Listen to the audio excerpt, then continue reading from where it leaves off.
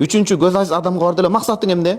Ушу Кудай мага көзүмдү кайтарса, тегерегимдеги айланамды көрсөм, бала чакамдын кызыгын көрсөм, жашоодо бир максатым болсо, анан ушу мен кой баласын жакшы көрөм, кой болгондо деди. Ага дагы жанагындай козусу бар, али эметил элек, төлдөй элек койду берди. Дуа кылды ага да Кудай береке берсин деп. Бир канча жыл өтпөй, 10 жылга жетпей, кайрадан зыярат кылып келди периште. Бирок бул ирет дуананын кейпинде келди.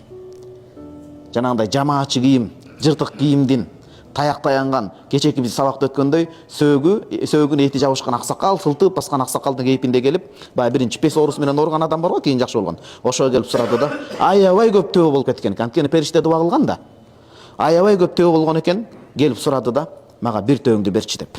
Ал эми экинчи адамга жанагындай чач берилген адам, ал аябай көп уй болуп кеткен, үчүнчү адамдык аябай көп кой болуп кеткен. Анан Кудай Таала баягы дуананын кейпинде жөнөттү дагы, биринчи адамга келип, ар бирине келип эшиктерин каккылап сурады да, мен ар бирине мурдагы кейпи менен келди.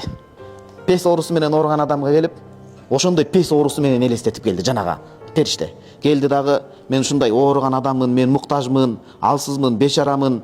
Ушул Кудай Таала сага берген төөнүн бирөөсүн берчи. Ошол өзүмдүн жериме жетип алайын деди да. Дегенде жанагы адам эшигин каап, түртүп, эшигин жаап, берки адамды ит сыяктуу каап, эшигин жаап, жанагыны түртүп, оозунан агыт кирип, карет чыгып, ашатып, сөгүп, жанагы адам бетине чаап, жаагын уруп жерге таштады дейт. Мынча кебетең суук сенин деди. Баягы кыргыз тил байлыгы бул, хуник деп коет го бизде.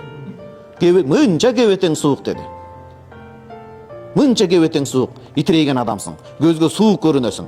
Мен сага бир төө эмес, жарты сокур тыйын дагы бербеймин деди.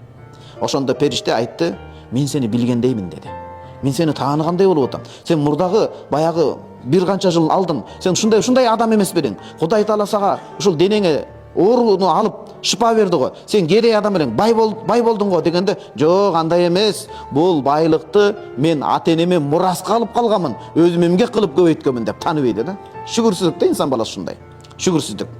Дегенде периштага каршы дуа кылды да, Аллахым, эгер ушул сөзүндө бул жалганчы, митам, кара өзгөй, караандай калыпты айтса, мурдагы абалына кайтаргын деп дуа кылды эле, мурдагы абалына кайтып калды. Ошентип, биринчи адам өзүнүн мурда кейпине кайтып калды да, бетин тыткыла уруп, өкүнүп калды. Экинчи адамга келди. Баягы чачы жок, өтө жаман жыт болуп, жара басып кеткен адамга келди. Эң жакшы адам болуп калган, эшигин такылдатты. Ошонун кейпинде түс бөлүндө келди. Чачында жанагындай эч бир чачтын изи жок. Башына жара чыгып кеткен, кийими жыртылган, мусапырдын кебетесинде келди да. Окуянын 3 бөлүгүн баракчабыздан көрүңүз.